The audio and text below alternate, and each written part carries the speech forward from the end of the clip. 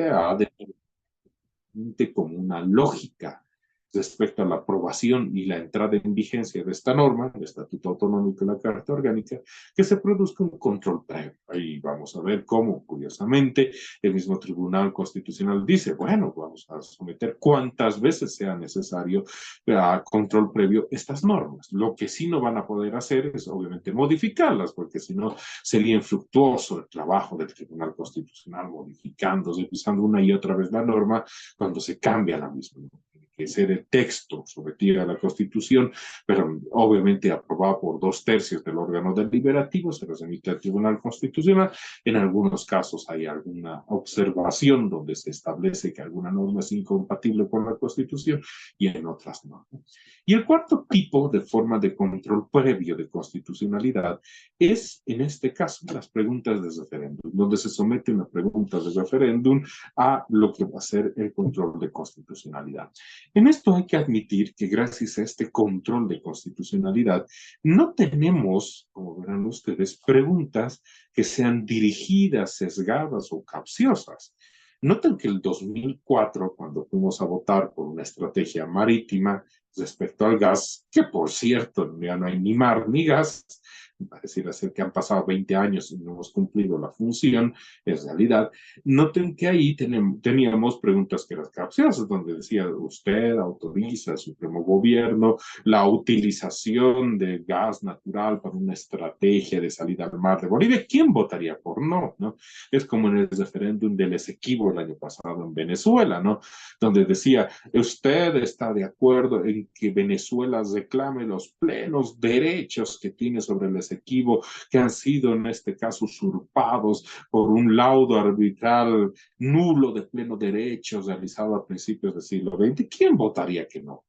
Obviamente todos votarían que sí, pero en Bolivia se ha mejorado muchísimo eso. No podíamos seguir la lógica, imagínense, no sé si ustedes alguna vez han visto una papeleta de la Alemania nazi de votación, ¿no? Donde había una habilitación donde solo había, obviamente, en este caso, el partido nazi, obviamente estaba Hitler ahí, y había un sí en un redondo bastante grande, y decía usted habilita y está de acuerdo con otorgar poderes extraordinarios al Führer de la nación alemana, un círculo grande sí, y un cuadradito pequeño donde a duras penas podías marcar una X, decía no. Entonces, noten que para evitar eso como control previo se había establecido de que el Tribunal Constitucional controle la pregunta de referéndum. Por eso es bastante sencillo, donde se establece, ¿usted aprueba el proyecto de Estatuto Autonómico de la Paz? La respuesta sería sí o no.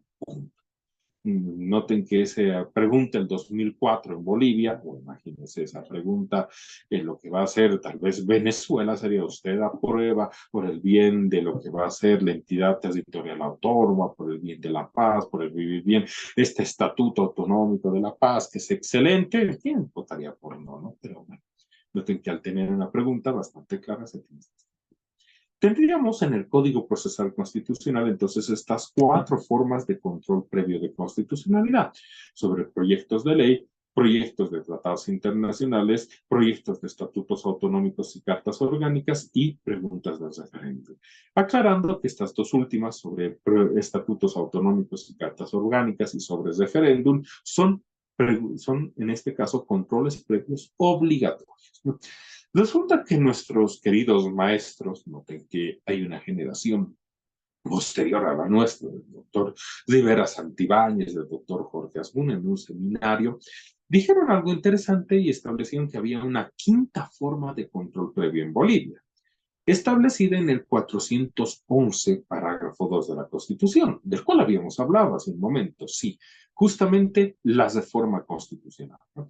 El 411, parágrafo 1, nos habla de que si alguien quiere reformar la parte dogmática de la Constitución, donde se encuentran principios, valores, derechos y garantías, y el 410 y el 411, tiene que irse a una asamblea constituyente. Es un procedimiento. Pero noten que el 411, parágrafo 2, que hemos visto en un referéndum, por cierto, hace 9 años, noten que establece la posibilidad de reforma parcial de la Constitución. ¿En qué parte? La orgánica. Noten que Este pues, procedimiento de reforma pasa por la aprobación por 2/3 de un proyecto de ley de reforma constitucional, pero que necesariamente va a tener que ser revisada por el Tribunal Constitucional. Hay un procedimiento de control de este proyecto de ley de reforma constitucional. Noten que luego hay un control sobre la pregunta de referéndum una vez aprobado este proyecto. Entonces, ellos dicen, es como si hubiéramos fusionado dos formas de control previo de proyectos de ley y de preguntas del referéndum. Es como si las hubiéramos fusionado en este proyecto, pero en este proceso desde forma constitucional parcial sobre la parte orgánica de 411 parágrafos. Entonces, si aceptáramos su posición, lo cual pareciera ser que es coherente, la explicación es bastante lógica, tendríamos 5 formas de control previo de constitución. Pero tal vez las más vinculadas con nuestra actividad en realidad diaria, diríamos, y con nuestro conocimiento, están tal vez más relacionadas con un control normativo posterior. Noten que tenemos una estructura para control posterior de constitucionalidad, donde tenemos dos tipos de acciones de inconstitucionalidad. La primera es la acción de inconstitucionalidad abstracta, donde noten que la misma Constitución establece quién se encuentra legitimado activo: el presidente del Estado, cualquier diputado, cualquier senador, puede ser el defensor del pueblo o puede ser la máxima autoridad ejecutiva o cualquier integrante de un órgano deliberante de una entidad territorial autónoma. Hay una posibilidad, como verán ustedes, pero de un legitimado activo cualificado para presentar lo que va a ser la acción de inconstitucionalidad abstracta. Tal vez la más vinculada con nuestra actividad diaria como abogados sea la acción de inconstitucionalidad de carácter concreto, donde noten que se necesita un proceso judicial o administrativo. ¿Eso qué significa? De que nosotros cuando presentamos una acción de inconstitucionalidad concreta, perdón, concreta dentro de un proceso judicial o administrativo, en realidad lo que estamos haciendo es promover la acción de inconstitucionalidad, en este caso en el proceso judicial o administrativo. Y noten que el legitimado activo es en realidad lo que va a ser la autoridad judicial o la autoridad administrativa, porque ella es la que va a aceptar o negar promover la misma. Hay una revisión del Tribunal Constitucional y ahí obviamente se podrá promover lo que va a ser este tipo de acción. Noten que la naturaleza de estas dos formas de control posterior de constitucionalidad son las dos formas, en realidad hay una sola forma básica de control normativo, que es expulsar o no del ordenamiento jurídico una norma. Ustedes me van a preguntar, y nuestro Tribunal Constitucional obviamente tiene estas tres facultades, ¿no? Control normativo, tutela de derechos y garantías constitucionales y control competencial. Y me van a preguntar, ¿hay algún tribunal constitucional que únicamente siga manteniendo control normativo de constitucionalidad? Porque parece que no es revolucionado. La respuesta es sí, justamente del que les hablaba al principio de la clase. El Tribunal Constitucional chileno solo tiene control normativo. Lo único que hace es mantener o expulsar dentro del ordenamiento jurídico la norma, nada más. No hace nada más el Tribunal Constitucional chileno. No revisa, no tutela derechos y garantías, eso corresponde a los jueces ordinarios, no realiza control competencial, eso corresponde a la Sala Plena de la Corte Suprema de Chile. Entonces, como verán ustedes, control normativo depende justamente del diseño que se tenga, solo lo tiene el Tribunal Constitucional. Segundo tipo de sistema, ¿no? Y acá vamos a, luego de una pequeña explicación, establecer un enlace, un análisis, ¿no? Tutela o supervisión de derechos y garantías constitucionales. Noten que acá tenemos que diferenciar que el control normativo es expulsar del ordenamiento jurídico una norma.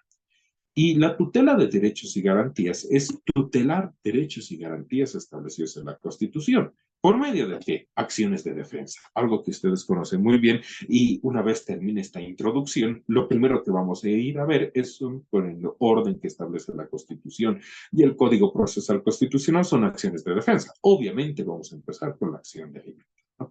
Entonces, noten que tenemos a la acción de libertad, la acción de amparo constitucional, la acción de protección de la privacidad, la acción popular, la acción de cumplimiento. Serían, en este caso, nuestras acciones de defensa. Noten que su finalidad de esta segunda forma de control de constitucionalidad es tutelar los derechos y garantías constitucionales. Entonces, si encontramos algún derecho y garantía constitucional que se encuentre vulnerada, noten que podríamos solicitar su tutela. Pero acá hay una característica interesante. ¿Qué diferencia la tutela de derechos y garantías respecto al control normativo? En el control normativo expulsas del ordenamiento jurídico una norma. En cambio, en la supervisión de tutela de derechos y garantías se genera por un acto ilegal o una omisión indebida alguna afectación a un derecho o garantía constitucional. Veamos si eso es cierto. No, imagínense, en este caso, funcionario del Servicio de Impuestos Nacionales, este es un caso verídico hace unos 20 años, por una deuda tributaria, encierra a una persona en lo que va a ser el depósito del Servicio de Impuestos Nacionales en el departamento de PAN, que ahora se encuentra inundado en Cobija específicamente. Entonces van a decir acción de libertad, hay una privación de libertad, no está vinculado a un delito, no hay un juez de instrucción en materia penal que esté controlando, entonces no se puede aplicar las reglas de subsidiariedad. Hay un acto ilegal claramente identificado. O imagínense un juez, perdón, un tribunal de apelación, yo presento una apelación con una resolución del juez, presento 5 agravios en mis recursos de apelación incidental y la sala penal me responde uno. Amparo constitucional, porque acá me tienen que responder los 5 agravios, sí. Entonces, que hay un acto ilegal o una omisión indebida claramente identificada. Ya que estamos hablando de impuestos nacionales, imagínense, una persona solicita la prescripción de un tributo, no me responde, a pesar de que yo cada mes presento una carta y pido que me responda. Esta es una omisión ilegal, amparo constitucional.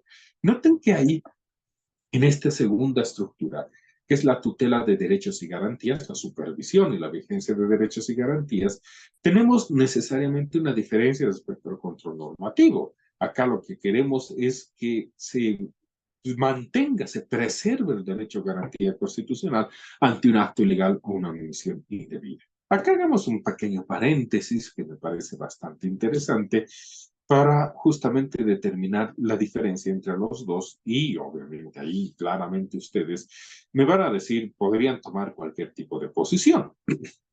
Dos grandes juristas que conozco.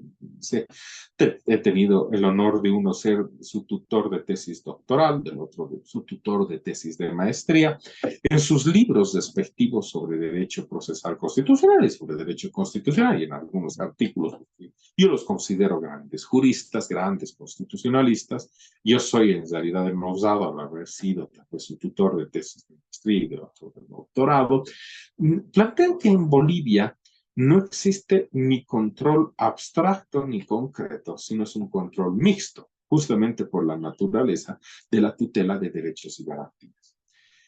Ellos obviamente fundamentan esto, ¿no? Yo recuerdo que hace como 26 o 27 años, cuando yo estudiaba en pregrado, justamente este tipo de elementos, notan que el docente lo decía en realidad, porque él consideraba que este sistema mixto abarcaba un control, por ejemplo, en el amparo constitucional realizado o en la acción de libertad, en ese entonces habeas corpus, realizado por un juez ordinario. Ahora sería obviamente una sala constitucional, excepto en materia penal, donde se ha mantenido juez penal, pero hay una revisión del Tribunal Constitucional, entonces por eso ellos consideraban que en Bolivia existe un control mixto, ¿no?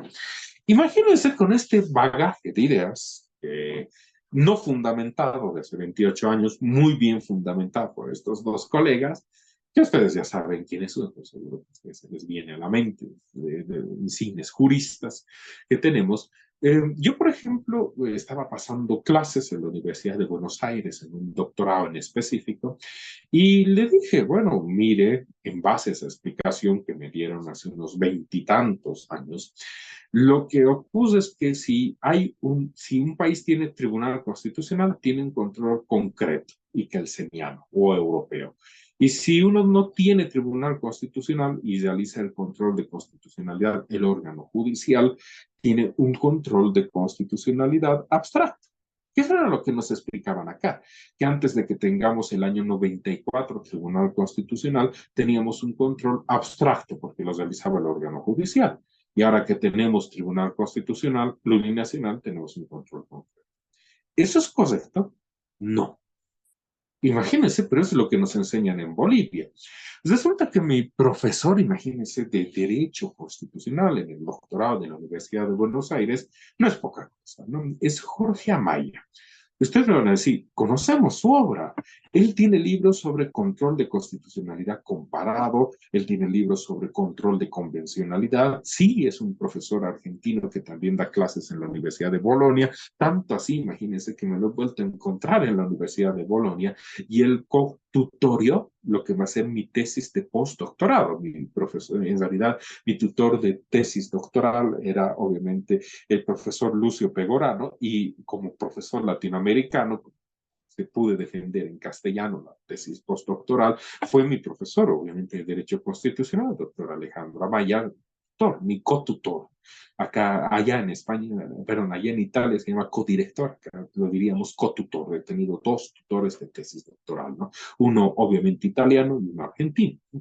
Y resulta que él en varios de estos libros, y muy gentilmente me explica, de que no por tener o tener Tribunal Constitucional, Corte Constitucional o Sala Constitucional, uno tiene control de constitucionalidad concreta. Hay una diferencia esencial en base a la naturaleza de las formas de control de constitucionalidad.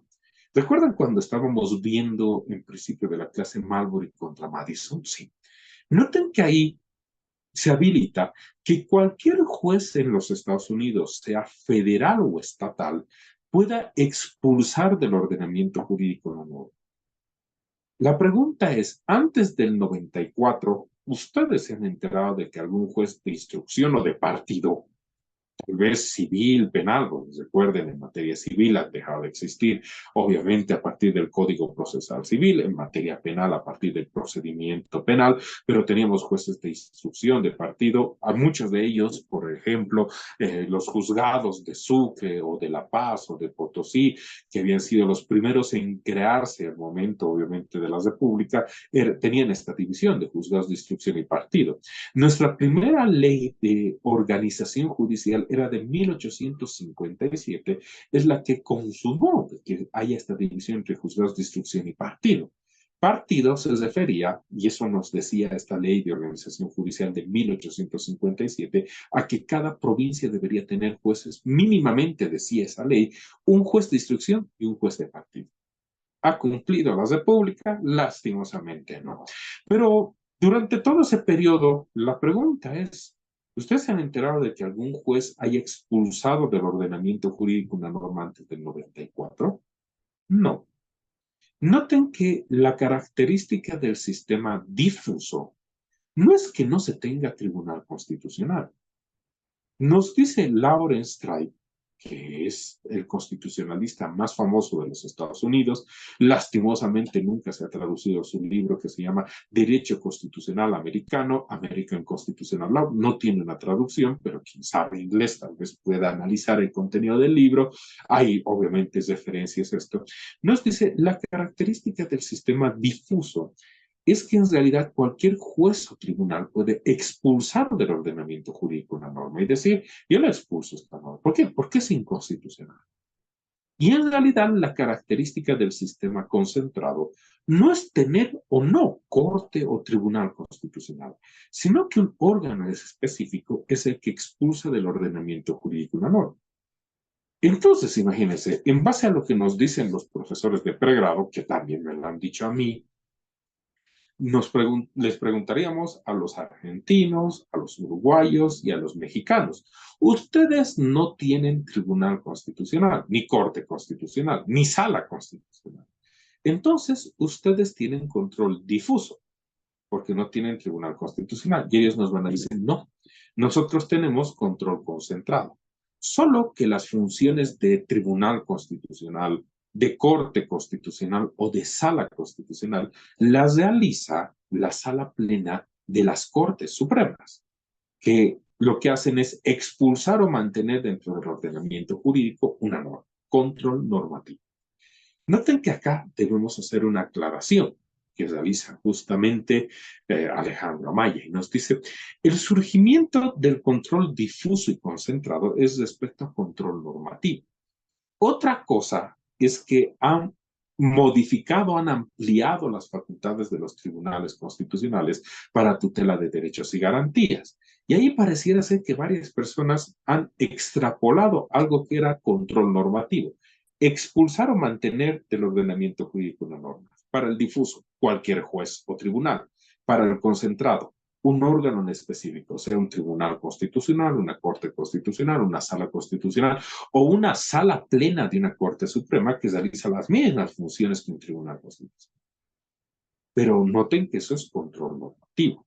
Y ellos dicen, él dice en particular, hemos extrapolado o no se podría extrapolar esta categoría a lo que va a ser tutela de derechos y garantías. Qué interesante, ¿no? Deberíamos debatir eso un poco más en Bolivia, porque nosotros hemos prácticamente asumido como dogma de que antes del 94 teníamos control difuso, cuando eso no es cierto. El control difuso significa que un juez o tribunal, cualquiera, hasta un juez de instrucción, imagínense, en materia de violencia, podría expulsar del ordenamiento jurídico una norma. Ah, no, no sé, no tenemos ese sistema. Claro que no, no lo tenemos. Y en cambio, pareciera ser de que tampoco podríamos decirles a los mexicanos, uruguayos o argentinos, ustedes tienen control difuso, porque no tienen tribunal constitucional, entonces no tienen control concentrado. Falso. Esas mismas atribuciones la tiene un órgano específico que es la Sala Plena de Atributos. Y no podría crearse un sistema mixto, porque en realidad no hay posibilidad de que al mismo tiempo expulsen del ordenamiento jurídico un juez, una norma o el Tribunal Constitucional, la norma. Noten qué curioso. Pero sobre esto hay que poner algunos puntos y acápites, ¿no? Noten que lo mismo ocurriría en control de convencionalidad, ¿no? Le diríamos a Eduardo Feser MacGregor, presidente, bueno, expresidente de la Corte Interamericana, usted ha creado un control de convencionalidad llamado difuso, donde cualquier tipo de juez, tribunal, administración pública, cualquier estado, cualquier entidad dentro de un estado, debe obedecer las sentencias de la Corte Interamericana. Recuerden que a partir del caso Gelman contra Uruguay, la Corte Interamericana dice, mis sentencias no solamente son obligatorias para los estados, sino que como son interpretaciones de la Convención Americana sobre Derechos Humanos, son obligatorias para todos los estados. Y él dice, obviamente, de que todos los estados deberían aplicarlos. Y él llama control de convencionalidad difuso. Ahí igual le diría, mire, usted está extrapolando un sistema de control de constitucionalidad que es para normas. Si las dejas dentro del ordenamiento jurídico y las expulsas. En cambio, usted está diciendo de que la tutela de derechos humanos puede asumir este tipo de extrapolación respecto a cuál es el órgano que interpreta la Convención Americana sobre Derechos Humanos. Qué interesante debate. Qué interesante debate que en Bolivia no lo hemos hecho. Afortunadamente, a pesar de que obviamente este caso es un tema que pareciera ser está zanjado, nos habla de la naturaleza misma del control de constitución. ¿Por qué? Porque noten ustedes que después de estos fallos bastante controversiales del año pasado, la misma antropóloga, ustedes van a encontrar que un expresidente, el doctor Rodríguez Belcé, abandera y en un seminario yo escuché decir, obviamente virtual, yo estaba presente virtual, había personas sin duda ahí, pero él dijo, después de lo que va a ser esa famosa declaración constitucional, que ustedes ya saben cuál es, que la vamos a analizar, no se preocupe, este sistema de control de constitucionalidad ha muerto. Y él dice, tenemos que empezar a discutir otra forma de control de constitucionalidad. Bastante interesante. Y él dice, lo primero que tenemos que hacer es eliminar el 203 de la Constitución, que establece que las resoluciones del Tribunal Constitucional son vinculantes y obligatorias. Y él dice, solo debería establecerse la vinculatoriedad respecto a lo que va a ser una línea jurisprudencial y no para acciones de defensa, sino para control normativo. Y él nos estaría sugiriendo, eso nos decía más o menos entre paréntesis, de que como en Chile, para el análisis de las acciones de defensa, deberíamos crear jueces mantener las salas constitucionales, pero a los jueces constitucionales que emitan una resolución en primera instancia que sea revisada por un tribunal de apelación, por una sala constitucional, y nunca llegue una acción de defensa ante el Tribunal Constitucional. No solamente por la carga procesal, sino porque en muchos casos interpretan mal la norma. Estaba insinuando, ustedes ya conocen qué casos donde pareciera ser de que en un proceso donde se aplica poder punitivo ya no se puede aplicar garantías procesales penales, como la presunción de inocencia. O que incluso en los juicios orales que ustedes llevan, el Ministerio Público que tiene por obligación, ojo, lo dice Rodríguez Bercé, que tiene por obligación, y es cierto, de acuerdo a la Constitución, ser titular de la acción penal pública, defender los intereses de la sociedad, defender la legalidad, los mismos interesados, los mismos obligados por la Constitución a defender la legalidad, el Ministerio Público en los juicios orales te dicen, no, pero este proceso, este tipo de procesos penales está desformalizado. No hay que ya aplicar el Código de Procedimiento Penal, sino la jurisprudencia. ¿Qué debate más interesante vamos a tener los próximos años? Al margen, obviamente, de que para nada pareciese que vamos a solucionar el problema eligiendo magistrados por voto, porque alguien ya elegido por nosotros y nos dice, voten por estos tres. ¿Ah, sí? ¿Quiénes van a ser? Para el Tribunal Supremo, el presidente del Tribunal Departamental, ustedes ya saben que eso va a pasar, algún colega obviamente vinculado con los movimientos sociales y en tercer lugar algún docente de alguna universidad prestigiosa, tal vez la nuestra. Curiosidades, ya sabemos quiénes van a elegir, ¿no? Pero bueno, para que nosotros votemos por ellos. Pero ese, bueno, va a ser un debate, como verán ustedes, este esquema. ¿Por qué les menciono esto? Porque noten que en la supervisión y vigencia de derechos y garantías constitucionales, Bolivia tiene un modelo propio, que es este de revisión obligatoria de la resolución del juez o tribunal de garantías por el Tribunal Constitucional. Como les había dicho en otros países, por ejemplo, esta revisión nunca es obligatoria y depende de una impugnación para que llegue ante lo que va a ser la Corte Constitucional o el Tribunal Constitucional en específico. O en algunos casos, como en Chile, nunca llega ante el Tribunal Constitucional chileno este tipo de cosas, ¿no? Nosotros tal vez, yo les digo a ustedes que conocen mucho de derecho constitucional, estamos muy familiarizados últimamente por las copias que hace el Tribunal Constitucional de las sentencias de la Corte Constitucional colombiana. Incluso en algunos casos se les ha ido la mano, ¿no? En Bolivia no se declara exequible o inexequible una norma, se la declara constitucional o inconstitucional. Pero si ustedes ponen exequible o inexequible en el buscador del Tribunal Constitucional, van a encontrar varias sentencias constitucionales donde te dan a entender de que una norma es exequible o inexequible. Eso donde puso Colombia. Eso es lo malo de copiar, por lo menos no está mal, tal vez, adaptar, pero hay que ponerle un poco de, tal vez adaptar a la legislación boliviana o adaptar a la realidad, no está mal, ¿no? Ustedes van a decir, no es del todo bien, no sé, si bien obviamente es muy difícil construir algo nuevo, no significa que lo copies por completo, ¿no? Si me preguntaran ustedes, y díganme, ¿la Corte Constitucional colombiana tiene esta tercera facultad que es control competencia? La respuesta es no. Noten que hay curiosidades. Hemos dicho, imagínense, el Tribunal Constitucional chileno solo tiene control normativo. El Tribunal Constitucional colombiano, perdón, la Corte Constitucional colombiana, solo tiene facultades de control normativo y tutela de derechos y garantías. No realiza actividad de control competencial. Entonces me van a preguntar, ¿y quién realiza la actividad de control competencial? Un tribunal contencioso administrativo que se llama Consejo de Estado. Resulta que la estructura de la Corte, perdón, del órgano judicial, del Poder Judicial colombiano es interesante. La cabeza es el Tribunal Supremo. La Corte Suprema de Colombia es la cabeza, el presidente de la Corte Suprema es la cabeza. La Corte Constitucional se encuentra dentro de esta estructura, pero en un segundo nivel, a pesar de que es la que analiza la Constitución. No es un órgano independiente como en Bolivia, no era un órgano que pertenecía al Poder Judicial como antes de 2009. Noten que forma parte del Poder Judicial. Y hay un tercer nivel que es un tribunal equivalente a un tribunal federal administrativo como en Alemania, que se llama Consejo de Estado. Usted me va a decir, hay un Consejo de Estado en Francia, sí, solo que ese Consejo de Estado forma parte del Ejecutivo. En cambio, en Colombia forma parte del Judicial porque es un tribunal contencioso administrativo en todo el sentido de la palabra, ¿no? No como en Bolivia, ¿no? A partir de la ley 620 se han creado esas salas contenciosas y contenciosas administrativas, ¿no?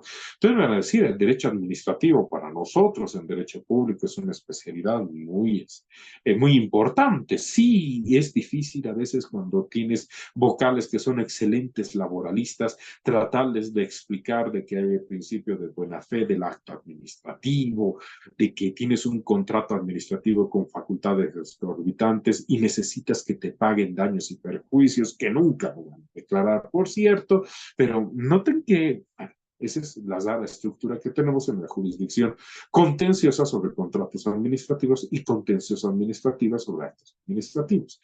Este tribunal colombiano, que es el Consejo de Estado, tiene una sala que se llama sala de gobierno. A esta sala de gobierno se le han otorgado atribuciones para dirimisión competencial, como en Bolivia. Entonces, imagínense, ni siquiera el Tribunal, perdón, la Corte Constitucional colombiana tiene como el Tribunal Constitucional boliviano estas tres facultades.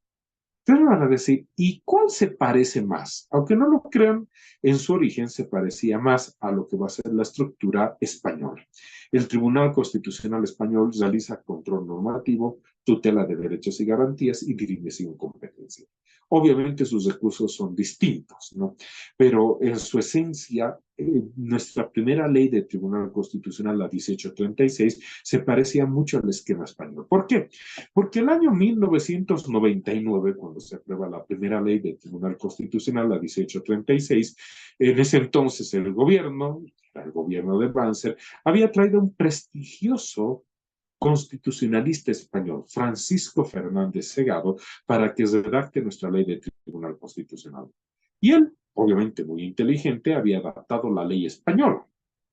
Es verdad, sí, las realidades son distintas, sí, las constituciones son distintas, entonces, por eso obviamente han sufrido cambios, variaciones, e incluso la idea, obviamente, de la constitución, de esa reforma del 94, que tenía que interpretar Fernández Segado, era distinta. Recuerden que el origen intelectual de la reforma constitucional del 94 no es el pacto de los políticos, ellos que saben de derecho constitucional, era Carlos Santiago Nin, que tenía una idea distinta para el Tribunal Constitucional, a la cual le dio sin duda Fernández Segado. Curiosidades sobre este tema. Entonces, en conclusión, en esta primera introducción que tenemos sobre la materia, tendríamos que establecer que nuestro Tribunal Constitucional obviamente tiene tres tipos de funciones. Control normativo.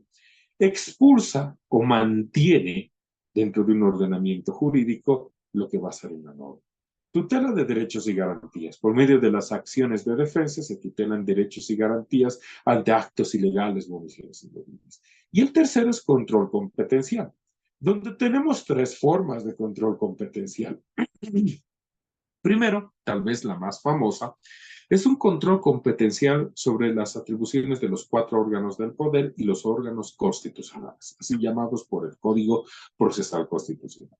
Si hubiera un conflicto de competencias entre el Ejecutivo y el Legislativo, ¿quién los resuelve? El Tribunal Constitucional por medio de un control de conflictos de competencia.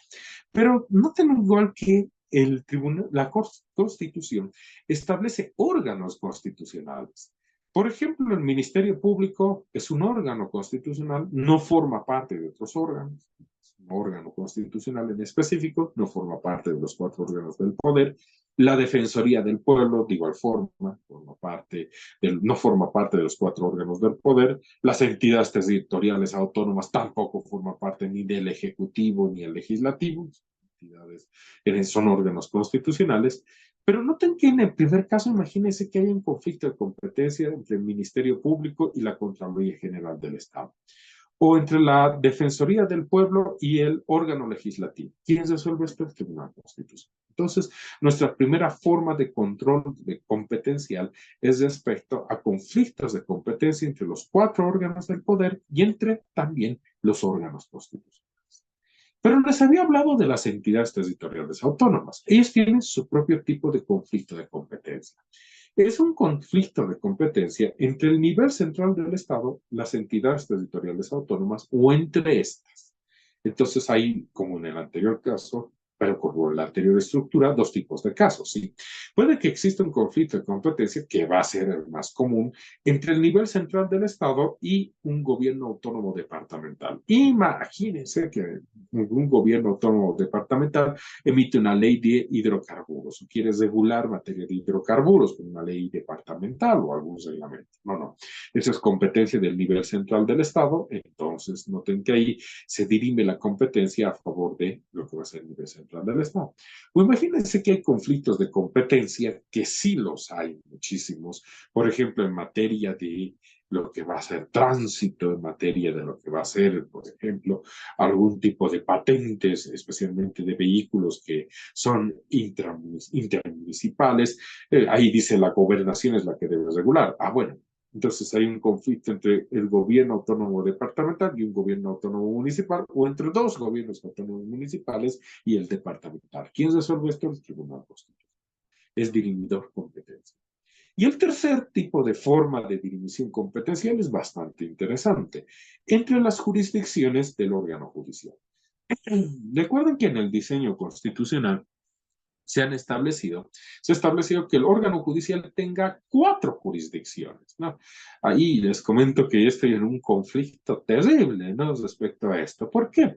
Porque noten que ustedes saben muy bien de que tenemos la jurisdicción ordinaria, donde está ahí la jurisdicción, obviamente, civil, penal, familiar, laboral, niñez y adolescencia. Noten que ahí claramente se establece este tipo de estructura. Luego tenemos la jurisdicción indígena originaria campesina, donde, recuerden ustedes, se da ese tipo de atribuciones y en realidad se establecen los límites por medio de la ley de deslinde jurisdiccional en su artículo 10. Por ejemplo, se puede analizar materia penal. No sé si ustedes han escuchado un caso esta semana, ¿no? Donde obviamente va una niña que dice que era abusada por su padrastro, donde el Gilacata, donde la autoridad originaria, llamémosla así, que el periodista le dijo el Gilacata, y la autoridad originaria dijo, yo no tengo competencia para analizar una violación. Yo, como autoridad originaria, voy a denunciar al Ministerio Público lo que le está pasando a esta pobre niña. ¿Es correcto? Sí, es correcto. Obviamente en base a la ley de deslinde jurisdiccional, porque la jurisdicción ordinaria no podría juzgar delitos contra la libertad sexual. Ahí obviamente ha hecho lo correcto la autoridad. Tenemos la jurisdicción agroambiental, que es una jurisdicción patacoja, dicen algunos, obviamente personas expertas en la materia, yo no, sino los expertos. ¿Por qué dicen que es patacoja? Porque en realidad hemos transformado el Tribunal Nacional Agrario en un tribunal agroambiental, tenemos leyes respecto a materia agraria, tenemos precedentes muy interesantes respecto a la misma, y la parte vacía es la jurisdicción ambiental.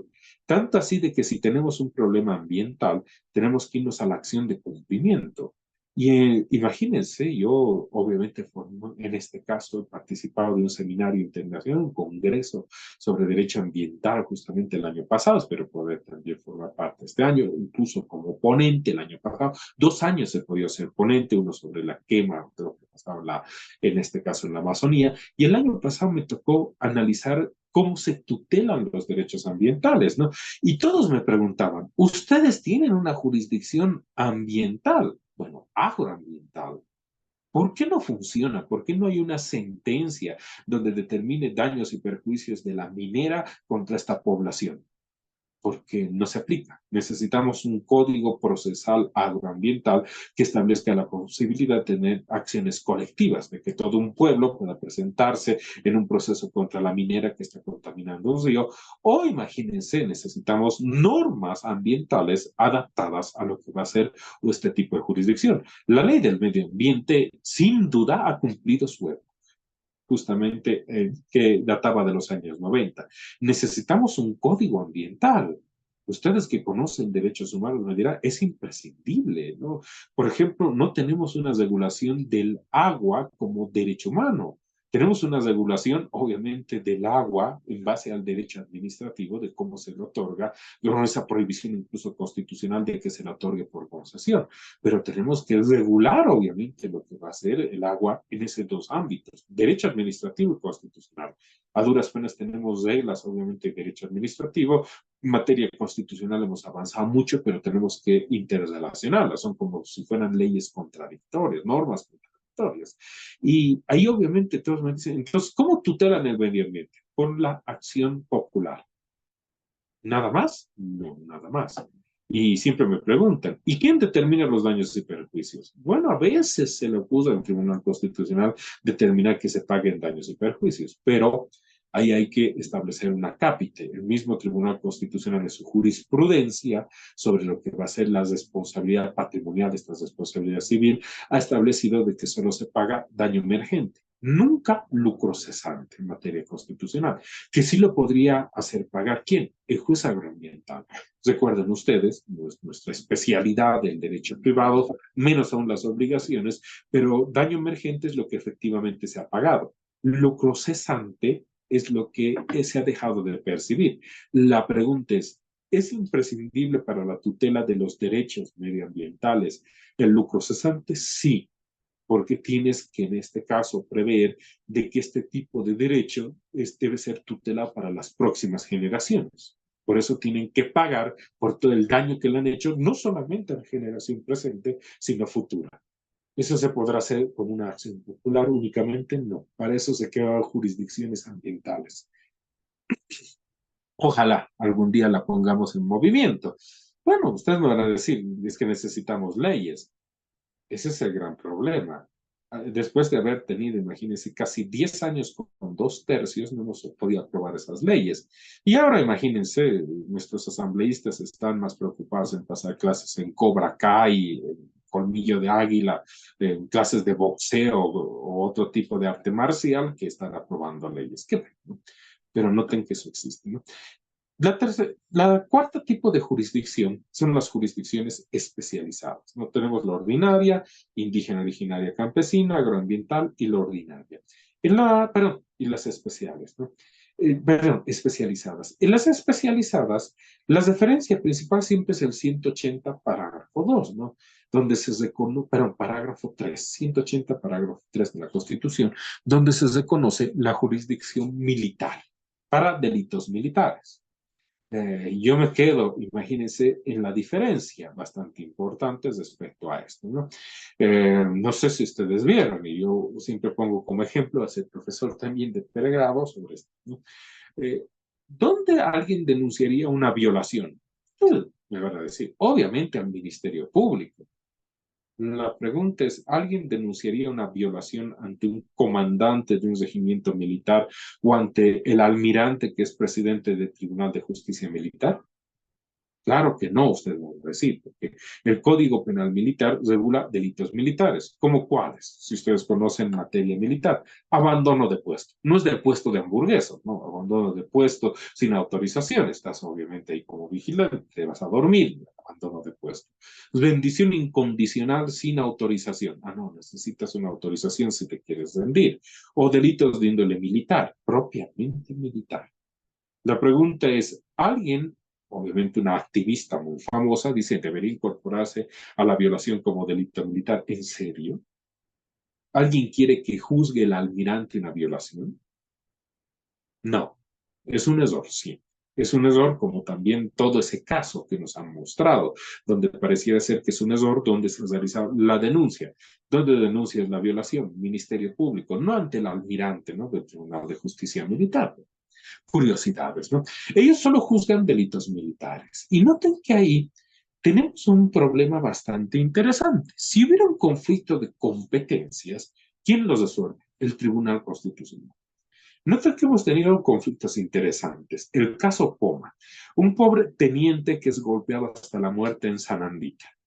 Ustedes me van a decir, qué terrible. Nosotros que estamos vinculados con los derechos humanos, diríamos, al margen de que sea terrible, sin duda, imagínense, ese tipo de instrucción militar, ¿será que sirve para algo? ¿Será que Israel, que está en guerra, utiliza ese tipo de estructura o de forma de adiestramiento de sus soldados? Claro que no. ¿Será de que golpeando hasta la muerte a un pobre teniente le vamos a derribar un F-16 chileno o derribar, no sé, un tanque Leopard 2 chileno, que son, imagínense, un F-16 o un tanque Leopard 2, son armas muy modernas, tanto así que los dos las está pidiendo Ucrania contra Rusia?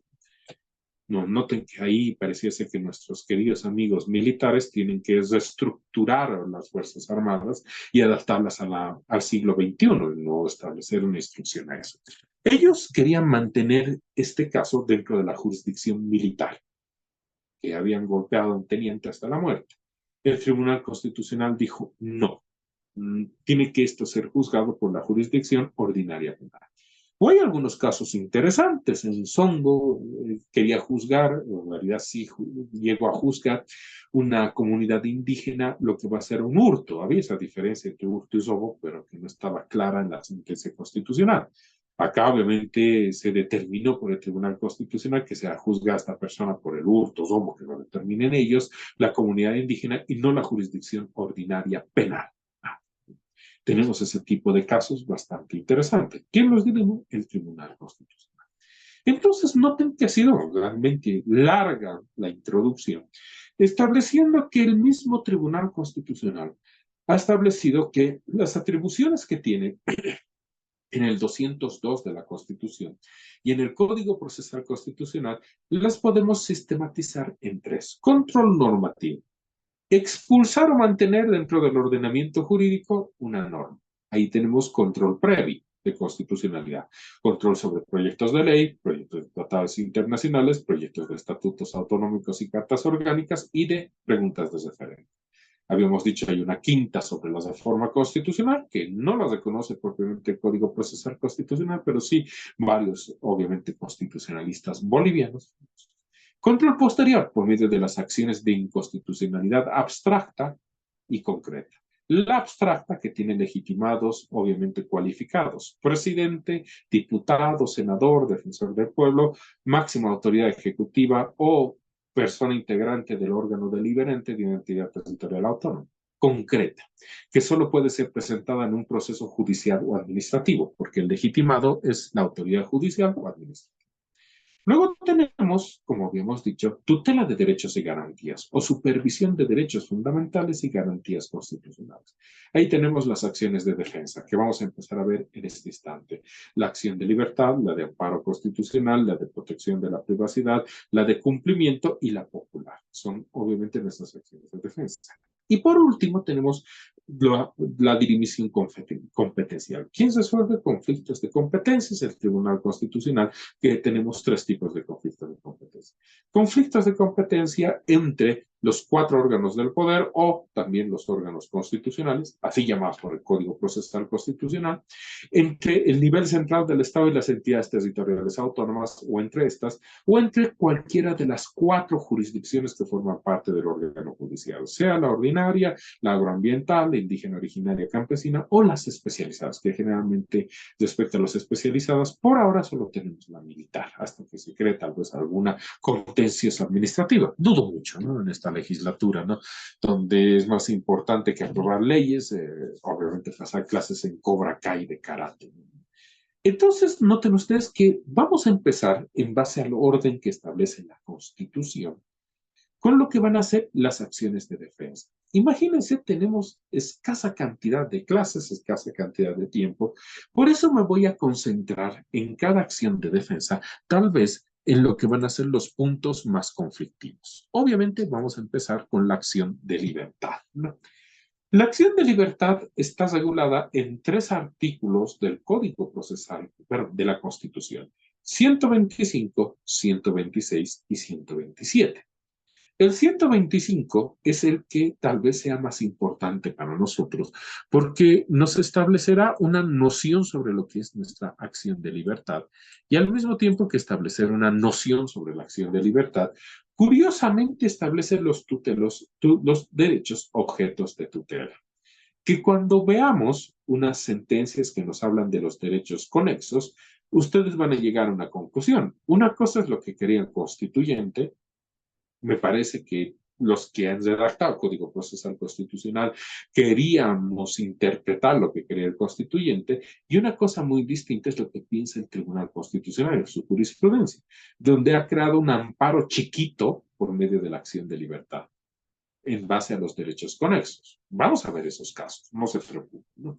Note que esta norma constitucional establece que esta acción obviamente evoluciona respecto a lo que va a ser nuestro habeas corpus. El habeas corpus había sido incorporado a la Constitución de 1938.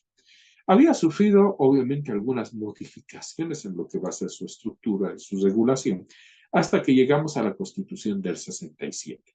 La Constitución del 67, todos van a encontrar que la determinan que ha sido una de las mejores redactadas, obviamente, en la historia de Bolivia, sin duda, eso es cierto. Una de las que más ha durado, a pesar de las reformas del 94, el 2004 y un solo artículo en 2006, ¿sí? Sin duda que sí. Noten que después de la Constitución de 1880, tal vez haya sido la que más haya durado, la de 1880, no es que no haya tenido reformas, ha tenido varias reformas, tal vez no muy estudiadas. En ese entonces, recuerden ustedes, no faltaba el tirano que por un decreto ley modificaba la Constitución. Ha existido ese tipo de situación, sí. Curiosamente, a principios, justamente en su vigencia en el siglo XIX, no en el siglo XX, eso hay que admitir. Y la Constitución del 67 también estaba tan bien redactada, porque tal vez haya participado uno de los más grandes constitucionalistas en la historia de Bolivia, o el más grande del siglo XX, Ciro Félix Trigo, sin menospreciar a Pablo de Mensaque, tiene otro nivel. Pero Ciro Félix Trigo, ¿quién no ha leído su libro Derecho Constitucional Boliviano de 1952? ¡Qué hermoso libro! O lo que va a ser las constituciones de Bolivia, donde él analiza constitución por constitución. Deberíamos hacer eso. Imagínense, el libro jurídico está muriendo en Bolivia. Es muy útil. Los panfletos de compilación de jurisprudencia son muy útiles. Obviamente, ese tipo de panfletos o folletos. Pero noten que están matando al libro jurídico. Estamos perdiendo datos históricos, referencias. Y lo peor de todo es que es cierto, la jurisprudencia constitucional es vinculante y obligatoria, pero como lo sabemos muy bien, no la realizan los magistrados, es más, algún magistrado no sabe ni utilizar la computadora, ¿no? Y la realizan los asistentes y los letrados. Y puede que esa sentencia constitucional la esté realizando un asistente que tenga 6 días de abogado. Yo he encontrado una sentencia, por ejemplo, relacionada con la 348, realizada por un asistente que tenía 6 días de abogado. Por eso ustedes van a encontrar que viola por completo cualquier tipo de garantía dentro de un proceso penal. Ese tipo de cosas tenemos. Pero bueno, para trabajar son muy útiles esos panfletos, pero matar el libro jurídico va a ser obviamente que nuestro derecho se vuelva protoderecho, ¿no? Y vean los resultados que estamos teniendo, donde tenemos un tribunal constitucional que no tiene ni siquiera como límite su misma constitución. Pero noten que en realidad la jurisprudencia es bastante importante acá para interpretar algunos elementos sobre lo que van a ser los derechos que van a ser tutelados. Noten que el 125 nos habla de la vida, en este caso, el derecho a la vida que va a ser tutelado por medio de esta acción de libertad, en esta evolución que se tiene respecto a lo que va a ser el 67, que solo se tutelaba el derecho a la libertad física y de locomoción. Noten que se establecen elementos sobre lo que va a ser debido proceso, persecución indebida o que en este caso se hayan vulnerado las formalidades legales, pero el objeto siempre va a ser principal respecto al análisis, el derecho a la libertad. Les doy un dato curioso sobre el surgimiento del habeas corpus. Muchos autores dicen surge en la Carta Magna, 1215. En realidad, en la Carta Magna no había ninguna mención al habeas corpus, no la hay. Lo que hay es una mención a los derechos que van a ser tutelados por el habeas corpus, como la libertad. La pregunta es, ¿ya había el habeas corpus antes de la Carta Magna? Sí, en el derecho romano. Significaba, tráigame el cuerpo. La función del habeas corpus en el derecho romano, que nos las hemos olvidado ahora por la pandemia, por el COVID, es de que el juez pueda ver la presencia, puede ver en este caso presencialmente a la persona que está presentando el habeas corpus o a favor de la cual estamos presentando, para constatar que esté viva. que esté viva, que no haya sido torturada o su estado físico. Esa era la finalidad. Imagínense, yo tuve una acción de libertad bastante curiosa, donde habían torturado a un reo del penal de San Pedro, presentamos la acción de libertad, les ruego al juez que tenía que analizar la acción de libertad, la lleve a cabo presencialmente, no, él dice que es virtual, se conecta obviamente la persona desde el penal de San Pedro y obviamente el gobernador muy gentilmente nos dice, mire, está completamente bien. Así parece que está con el ojo verde, ¿no? Y pareciera ser de que igual tiene algunos golpes en la cara. Y él dice, está completamente bien. Ah, para eso tiene que estar presencialmente, seguramente. O sea, sí, por eso se había creado este tipo de habeas corpus, ¿no? Y resulta que en la Carta Magna, si bien no se menciona el habeas corpus, recién se lo crea por una ley, hay dos leyes de habeas corpus. La primera ley de habeas corpus sí hacía una remisión a la Carta Magna y decía, esta ley, esta acción, que es la habeas corpus, tiene por objeto de tutela este artículo de la Carta Magna que establecía la vida, la libertad, como, en este caso, derechos tutelables. Pues no me van a decir, en ese entonces estaban de moda las ideas del liberalismo. Así. Y les recordará la triada que dice el presidente de Argentina. Vida, libertad y propiedad. Sí. En la Carta Magna estaban en un solo artículo. Vida, libertad y propiedad. ¿Por qué? John Locke, en el segundo ensayo sobre el gobierno civil, dice, estos tres derechos que repite el señor Milley, vida, libertad y propiedad, son los derechos, no decía fundamentales ni constitucionales, son los derechos típicos de un individuo que los puede hacer valer respecto a la colectividad. Es mi vida. Son los actos que quiero realizar. La libertad es mi propiedad respecto a la propiedad de las otras personas. Qué curioso, imagínense, después de unos cuantos siglos, de que obviamente el considerado primer presidente libertario nos recuerda ese tipo de ideas, ¿no? Que curiosamente eran tutelados por el habeas corpus. Entonces, hasta 1600 aproximadamente, que es la segunda ley de habeas corpus, noten que se tutelaba la propiedad en el habeas corpus, pero no cualquier propiedad, solo cuando era confiscada ilegalmente por el Estado. Qué curioso, ¿no? Imagínense. ¿Qué tendrá que ver con la vida o la libertad o con el habeas corpus de presentar el cuerpo para ver y constatar cómo estaba? Curiosidades de en ese entonces, cómo había surgido este tipo de instituto. Acá no. Noten que el constituyente nos establece, obviamente, restricciones, de que su objeto principal es sin duda la libertad física o de locomoción, de que se va a tutelar también el derecho a la vida y vamos a compartir tutela con el amparo constitucional. Y en ninguno de los dos casos va a ser subsidiario.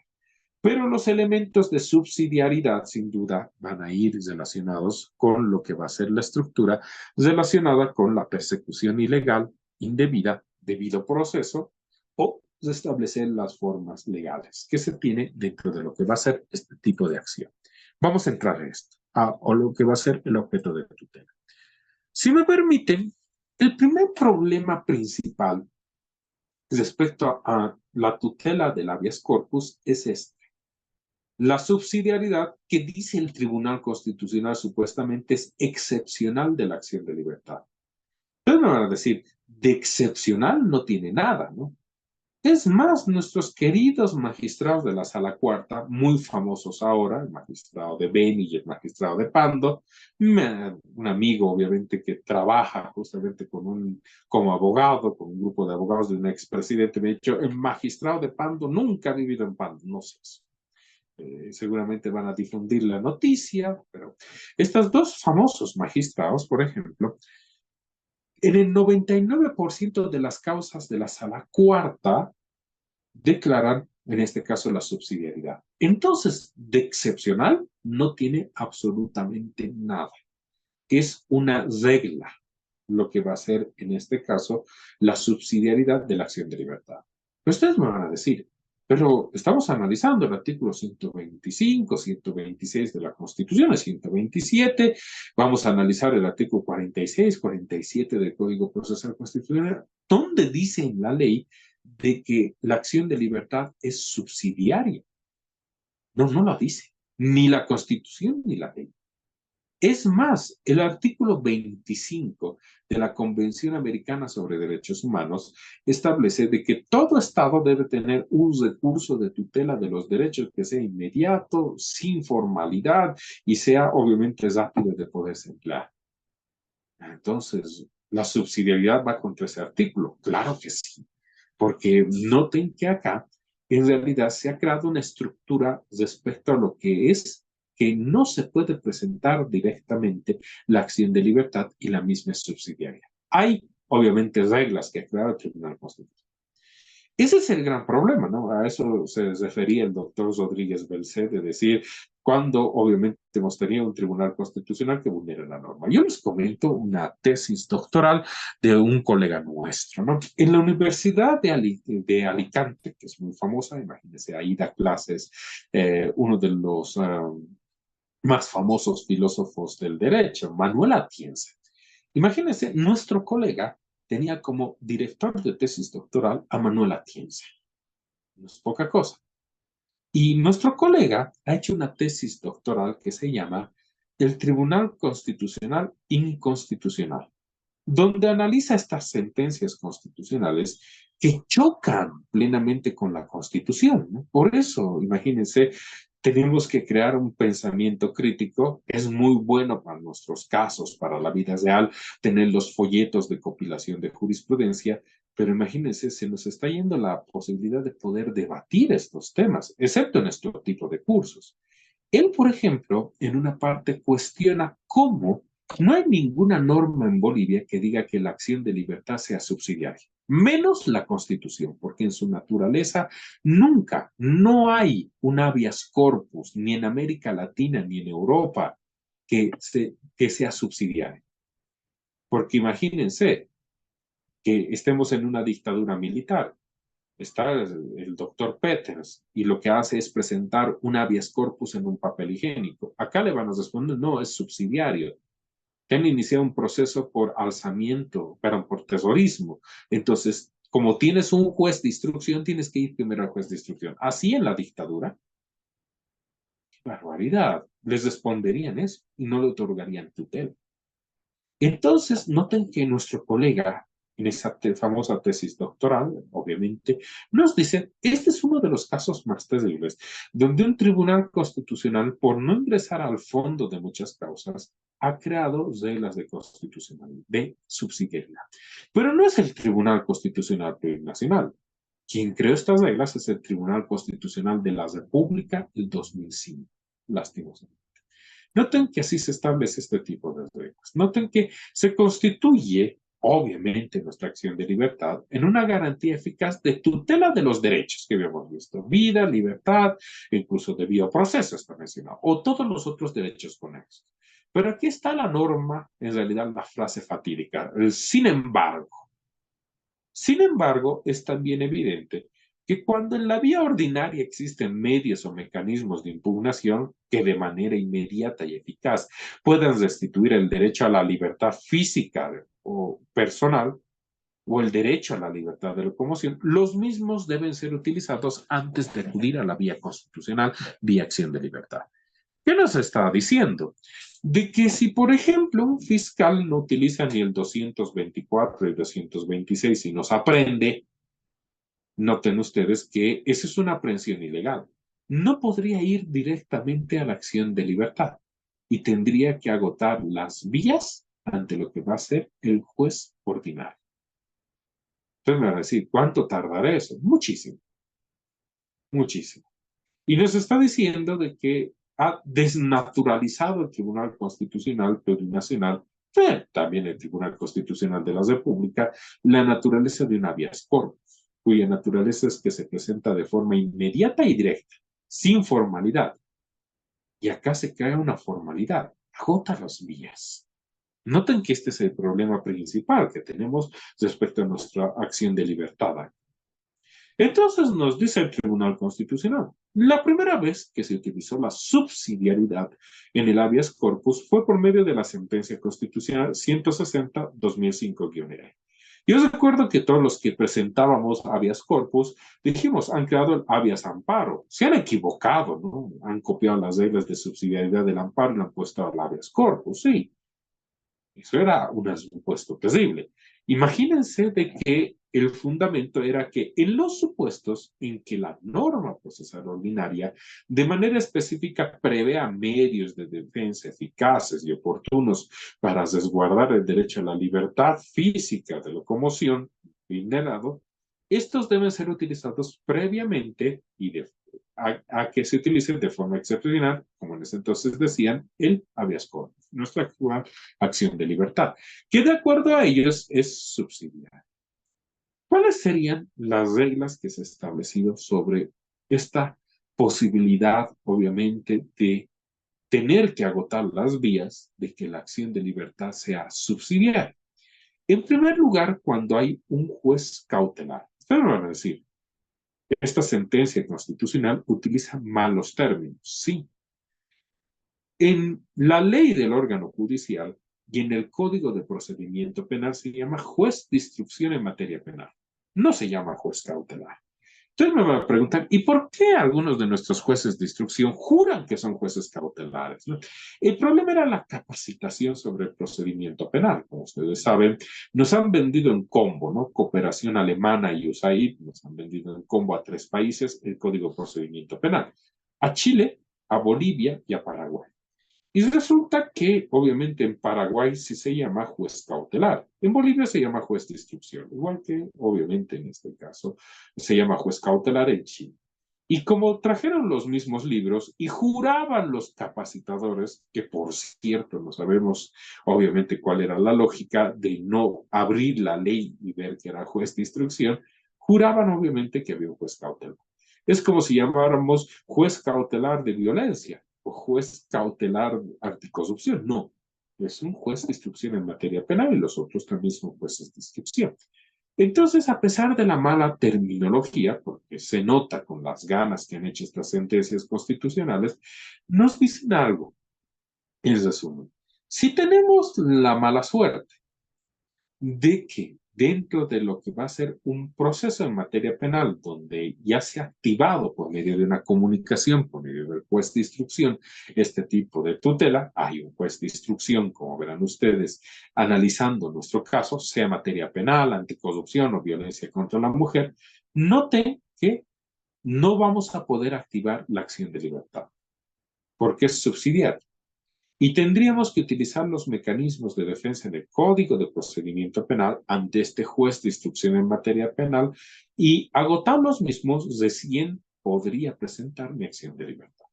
Esta es la primera regla que se había creado justamente por la 181-2005, de que hay un juez de instrucción cuyo objeto es analizar los derechos y garantías vulnerados, no puedo presentar directamente mi acción de libertad, sino debo acudir ante lo que va a ser este juez. Pero noten que hay chispoteadas, no sé qué podría decir, obviamente, sobre algunas sentencias, ¿no? Especialmente las del Tribunal Constitucional de Transición, ¿no? 2010-2011, ¿no? Noten que todos conocemos al mono con gilet, ¿no? O al mono con cuchillo. El mono se corta a él, corta una, dos personas, pero ahí queda. En cambio, hay monos con misil chino, ¿no? Que se hacen volar ellos y nos hacen volar a todos. Son como armas nucleares, son como Chernobyl, ¿no? Y eso pasa con el Tribunal Constitucional de Transición, donde el Tribunal Constitucional de Transición en determinado momento dijo, bueno, si la regla es de que la acción de libertad es subsidiaria porque hay un juez de instrucción en materia penal, noten que hay jueces de instrucción de turno los fines de semana y los feriados, sábado y domingo. Ah, entonces, si hay una causa en la cual, por ejemplo, pareciera ser que te han aprendido ilegalmente, el fiscal te estás deteniendo en lo que va a ser la bodega de la fiscalía, tú tendrías que presentar tu acción de libertad, pero no tendrías que presentar una acción de libertad, sino tendrías que acudir al juez cautelar de turno, al juez de instrucción en materia penal de turno, y obviamente solicitar de que se tutelen tus derechos. Ustedes me van a decir, siempre y cuando haya aviso de inicio de la investigación, ¿sí? Porque si no, no tienes juez. Así, aún así, tienes que ir ante este juez. Entonces me van a decir, ¿a quién se le ha ocurrido esto? En primer lugar, obviamente, cuando se emite esta sentencia, si bien podías dirigirte directamente al juez de instrucción, a su juzgado, presentar un memorial, el juez iba a providenciar tu simple memorial. Yo no tengo ningún caso, ni ningún expediente, perdón, ningún cuaderno de control jurisdiccional sobre su caso. Podré presentar un incidente de aprehensión ilegal si no hay un cuaderno de control jurisdiccional que tenga este juez, o por lo menos un aviso de inicio de la investigación. Claro que no, el juez nos va a decir, no soy competente. ¿Por qué? Tú has presentado un memorial. Ve ante lo que va a hacer el juez que es competente. Es que no está de turno esta semana. Ah, no, el lunes. El lunes presentas entonces lo que va a ser tu incidente. O si hay casos donde, por ejemplo, ni siquiera se ha dado el inicio de la investigación, ¿cómo imaginaba el Tribunal Constitucional que íbamos a presentarnos ante el juez de instrucción de turno a presentar una solicitud? No entiendo. Ahora menos, usted me va a decir, ahora menos que hay una gestora, nos va a decir, mire, el número no coincide con lo que va a ser, o no tiene ni número, imagínense, de CUT lo que va a ser su denuncia. Y como ustedes han visto, nuestro presidente del Tribunal Departamental de Justicia, seguramente próximo magistrado del Tribunal Supremo, ha emitido una circular sin competencia, porque no tiene ninguna competencia para ordenar a la gestora, pero él ha emitido una circular donde dice no puede haber borrones, tachaduras, tiene que estar correctamente identificado el juzgado. Es más, las personas que trabajan en la gestora, imagínense, les pagamos por tener una regla y medir nuestros memoriales. Qué ociosos, locos. Imagínense, María Galindo cualquier rato va a ir y les va a gritar algo. ¿Por qué? Podíamos antes dejar por lo menos el memorial en el juzgado, ahora pasa por ellos y ahora es un memorial formal, donde si nos hemos equivocado en el número CUT o a la autoridad a la cual está dirigida, o simplemente, como dice esta sentencia constitucional, un juez de turno, yo quiero presentar mi memorial, me van a decir, no se puede. Bastante curioso respecto a este tipo de posibilidad. Noten que hay claramente un problema real respecto a la aplicación de esta sentencia. Se dieron cuenta, imagínense, entran los magistrados del Tribunal Constitucional Plurinacional y se dan cuenta que los monos con misil chino habían creado una situación también insostenible. Y dicen, bueno, a ver, aclaremos un poco, ¿no? Hay jueces de instrucción de turno, feriados, fines de semana. Pero vamos a establecer dos reglas. No va a tenerse que agotar ningún tipo de vía y se puede presentar directamente la acción de libertad cuando la causa de la restricción a un derecho, totalmente a la libertad de locomoción, esté vinculada con un delito. Entonces, si no está vinculado a un delito, lo que va a ser mi aprehensión, imagínense de que por una contravención de tránsito me han aprendido y sigo ahí 48 horas, noten que puedo presentar mi acción de libertad directamente. Y cuando también no se ha dado el aviso del inicio de la investigación ante el juez de instrucción en materia penal. Si hay, en este caso, aviso de inicio de la investigación, tengo que agotar las vías. Pero si no hubiera aviso de inicio de la investigación o por algún motivo no tengo un juez de instrucción en materia penal velando por los derechos y garantías de mi persona en el proceso penal, puedo presentar directamente la acción de libertad. Un poco de luz, ¿no? Modulando esa sentencia del 2010, sí. Noten que nos dice que se puede presentar una acción de libertad siempre y cuando no esté vinculada a un delito y no tengamos un juez de instrucción, obviamente tutelando los derechos y garantías constitucionales. Entonces nos dice el Tribunal Constitucional, vamos a establecer claramente este tipo de reglas sobre la subsidiariedad excepcional. ¿Qué de excepcional no tiene absolutamente nada? La llamaríamos subsidiariedad regla, ¿no? De que cuando no existe un hecho relacionado con un delito, ni aviso de inicio de investigación ante el juez de instrucción, se puede presentar de forma directa la acción de libertad. De sentido contrario, analizando lo que nos había dicho los monos con misil chino del Tribunal Constitucional de Transición. Por más de que haya un juez de instrucción de turno, si no está vinculado con un delito y no se le ha comunicado el inicio de una investigación, él no es competente para tramitar nada, ni tutelar ningún derecho de garantía. Entonces podemos presentar directamente nuestra acción de libertad. Noten que hay obviamente esta regla bastante interesante sobre lo que va a ser la posibilidad de acudir directamente a presentar una acción de libertad. Pero acá lo que vamos a tratar de hacer es obviamente establecer algunas reglas adicionales, porque por ahora pareciera ser que es bastante laxo. Ustedes van a decir, más laxo de lo que ha determinado el Tribunal Constitucional de Transición, no.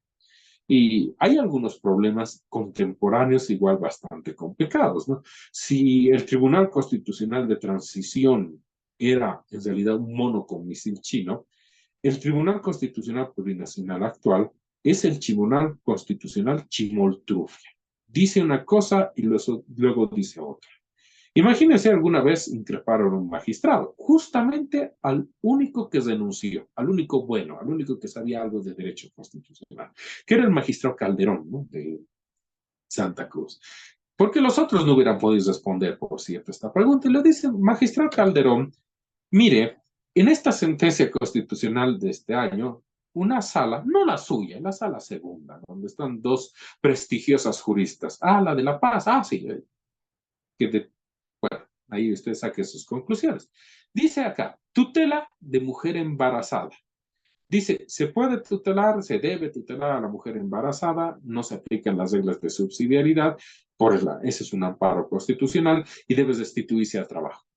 El mismo día, otra sentencia constitucional donde dice no, aplicamos reglas de subsidiariedad. Primero debe ir y realizar la mujer embarazada una queja, ¿no? Ante el Ministerio de Trabajo para que el Ministerio de Trabajo, en base a ese procedimiento de un decreto supremo, exija la reincorporación de la mujer.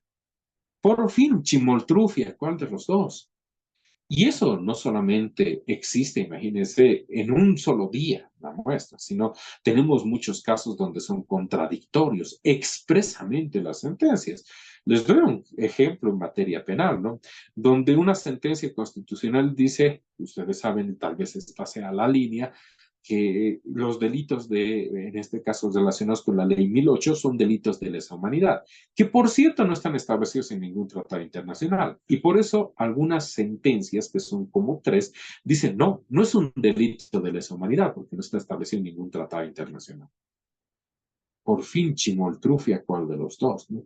Un prestigioso constitucionalista, cual yo admiro mucho, el doctor Boris Arias, en un artículo se pregunta prácticamente eso y dice, si las sentencias del Tribunal Constitucional son vinculantes y obligatorias, ¿no deberían ser vinculantes y obligatorias para el propio Tribunal Constitucional? Sí, ¿no?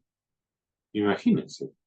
Y le preguntaron al magistrado Calderón, ¿qué opina usted de que el mismo día, la misma sala, te diga, para la mujer embarazada no existen reglas de subsidiariedad ni existe tutela inmediata?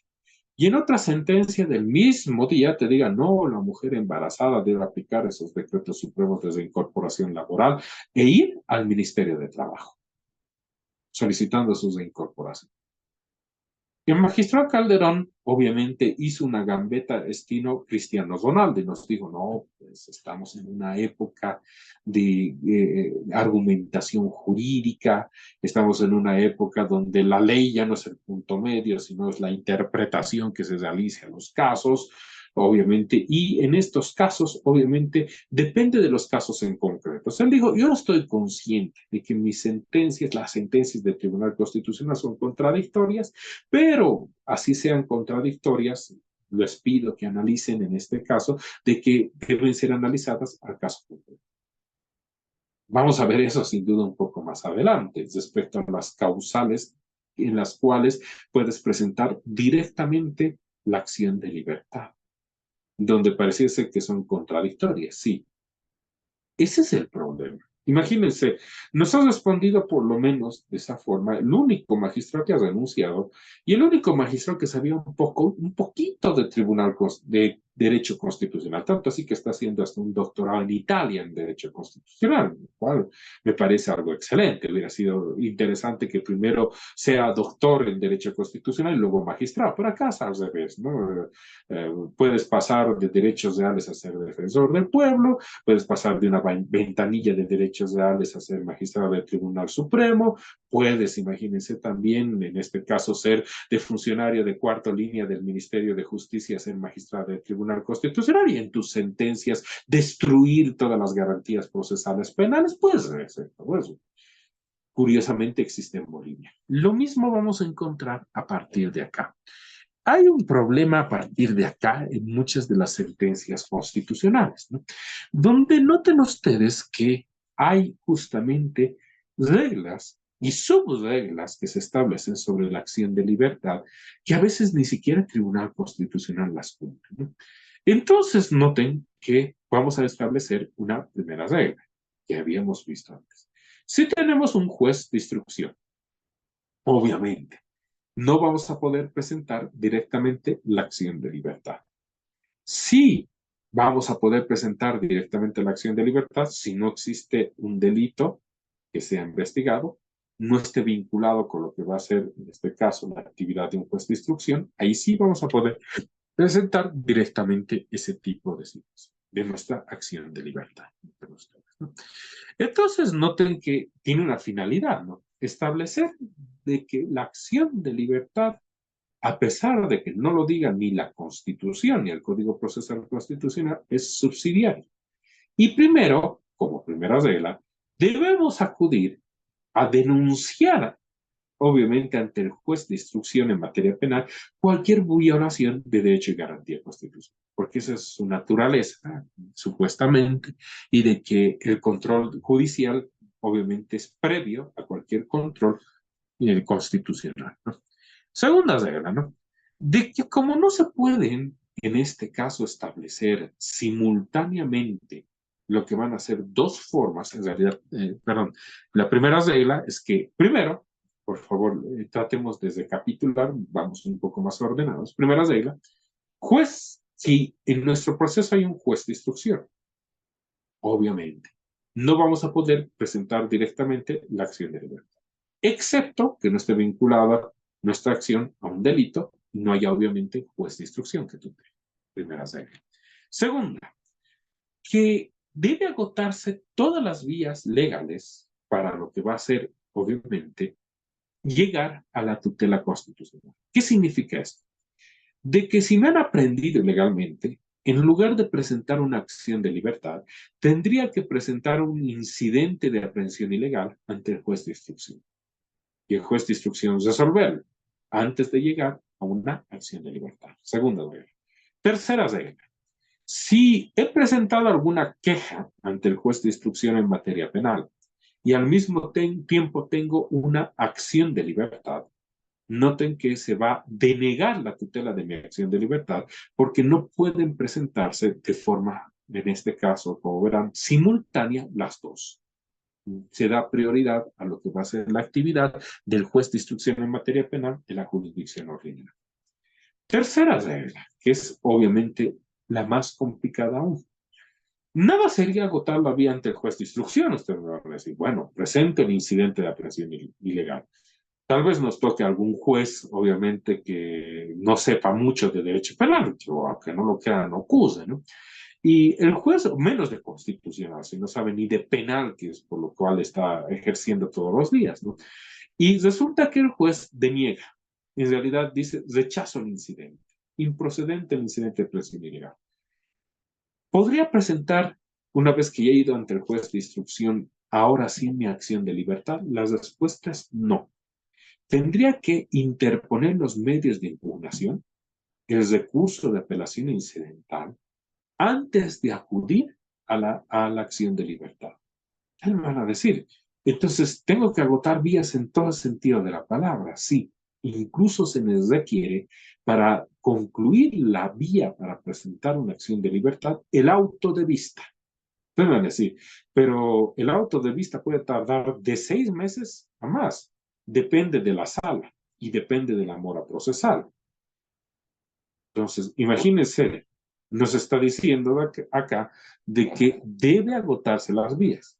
Nada sería el control por el juez de instrucción, que podría durar 10 días, imagínense. Tal vez el incidente, su tramitación, que notificaciones, que señalamiento de día y hora, pero acá ya estamos hablando de meses, obviamente, y cuando no teníamos vocales completos, podía hablarse incluso de años, ¿no? Respecto a lo que va a ser, obviamente, este tipo de reglas sobre lo que va a ser subsidiariedad.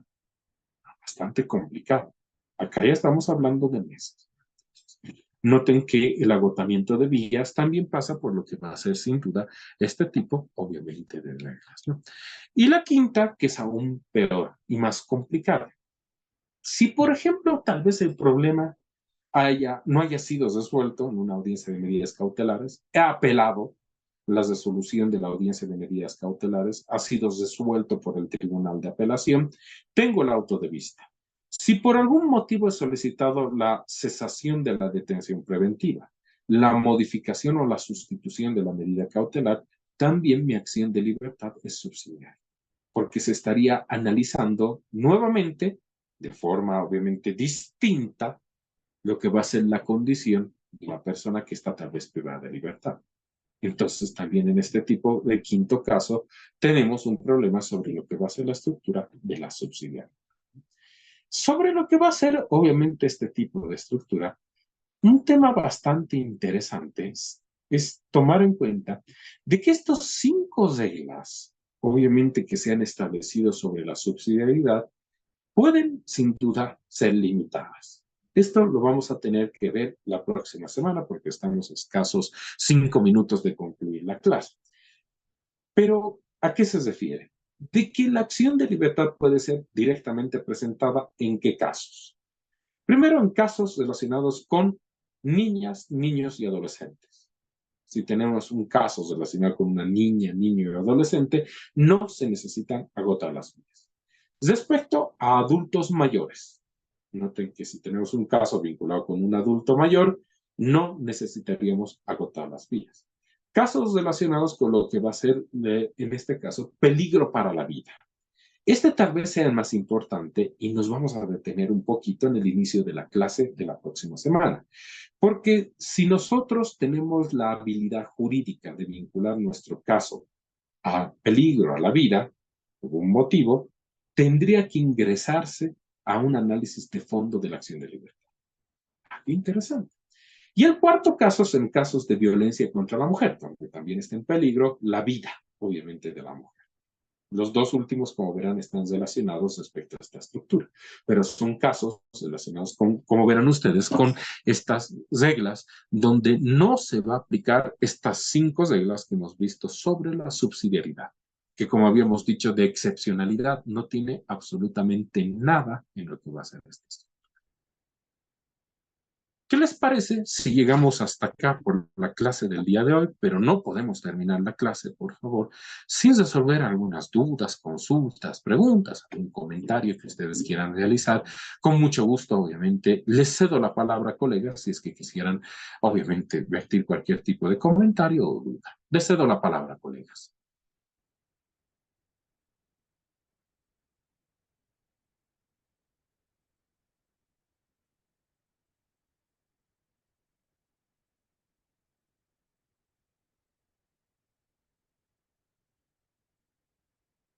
Bueno, colegas, creo que están ya bastante cansados. Yo los comprendo plenamente incluso la dinámica. Afortunadamente, nuestra universidad ha establecido esta posibilidad de diplomado los fines de semana, lo cual es algo muy bueno, les puedo asegurar, para no chocar tal vez con la actividad diaria de lunes a viernes, aunque yo sé que muchos de ustedes están trabajando.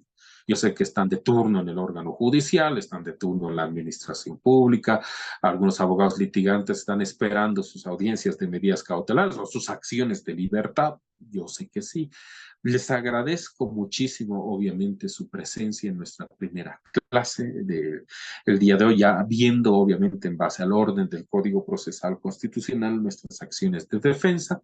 Vamos, obviamente, a analizar todo este tipo de esquema. Y, perdón, hay una pregunta. Con mucho gusto, doctora, con mucho gusto lo escuchamos. Buenos días, doctor. Una pregunta. En tribunales de sentencia, desde la promulgación de la 5, bueno, en realidad de la 007, se dispuso que los procesos que deben ser remitidos a esa instancia deben ser remitidos con todas las formalidades y debidamente saneados. Sin embargo, nace que en lo que antes se llamaba la audiencia conclusiva de la etapa preparatoria, existían incidentes pendientes de resolución o incidentes que habían sido apelados. Entonces, a la espera de la sala penal segunda, eran que algunos procesos no habían sido remitidos ante el tribunal de sentencia, justamente porque faltaba la resolución del auto de vista de una apelación incidental de algún incidente o alguna excepción planteada. En estos casos, pues se ha tenido un caso en que el acusado estaba con detención preventiva. Entonces, cuando llega o cuando se remite al tribunal de sentencia, una audiencia ya de juicio oral que se suspende bajo el fundamento de que al existir ese incidente pendiente de resolución, entonces no se podía llevar adelante la audiencia de juicio oral justamente porque no estaba saneada. En ese sentido, doctor, ¿es posible ante esta situación plantear una acción de libertad tomando en cuenta que el acusado ya está detenido más de 3 años?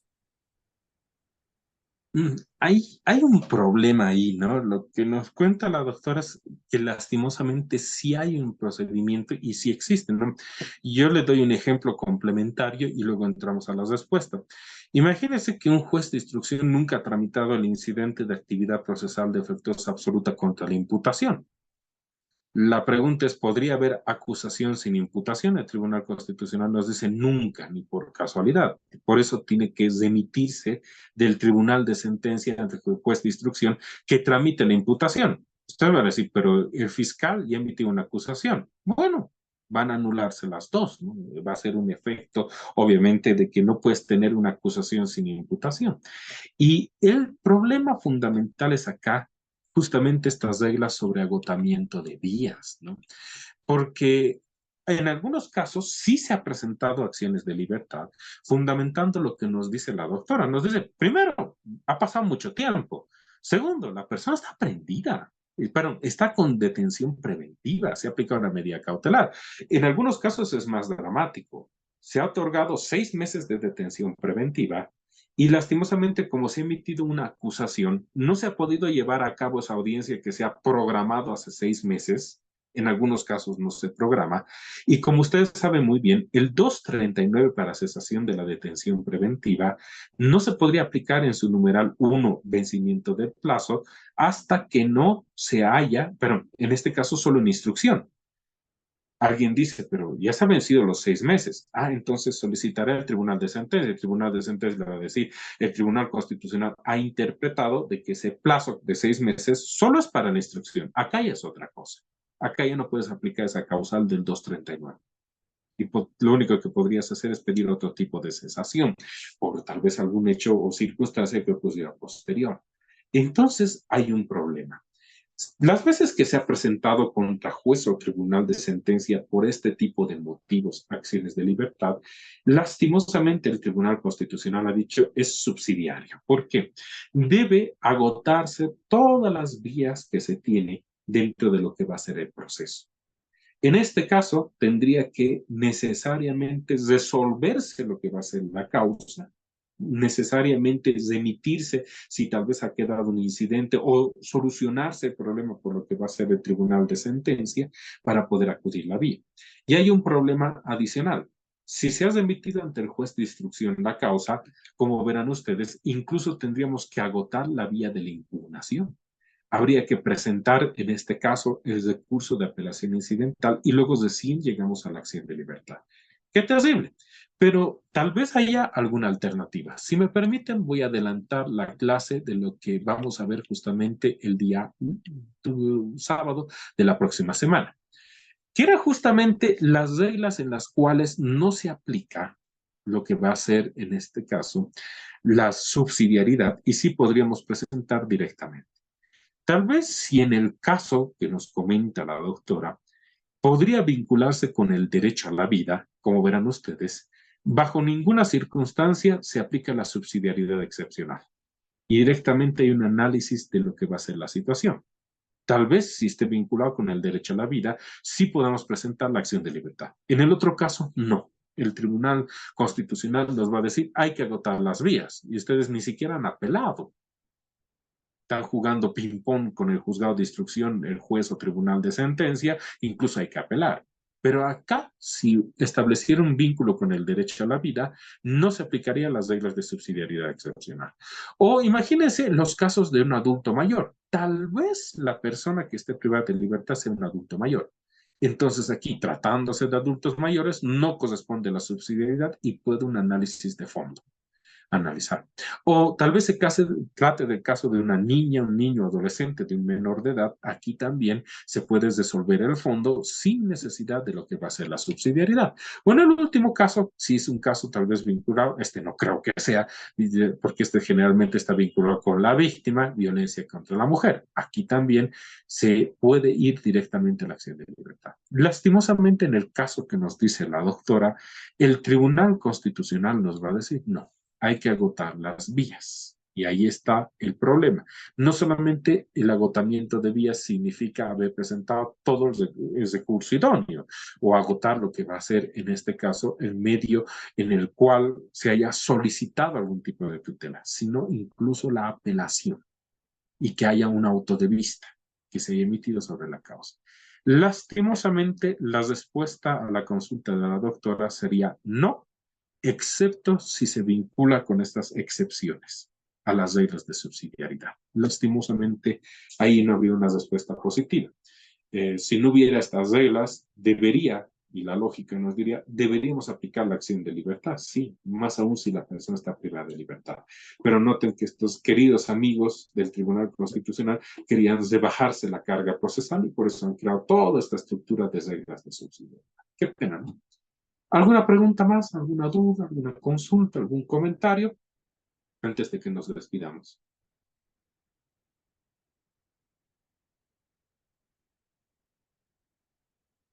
Bueno, estimadas y estimados colegas, les agradezco su presencia en nuestra clase del día de hoy. Les agradezco muchísimo su presencia. Entonces, nos vemos el día sábado a las 10 de la mañana para continuar con lo que va a ser esta parte de exposición respecto a lo que va a ser, obviamente, el sistema procesal constitucional, donde vamos a ver acá las acciones de defensa. Muchísimas gracias, estimadas y estimados colegas. Hasta el sábado. Gracias. Hasta luego, Muchas doctora. gracias, doctor. Gracias, Muchas doctor. gracias, Gracias, compañeros. doctora. Hasta luego. Hasta el otro sábado.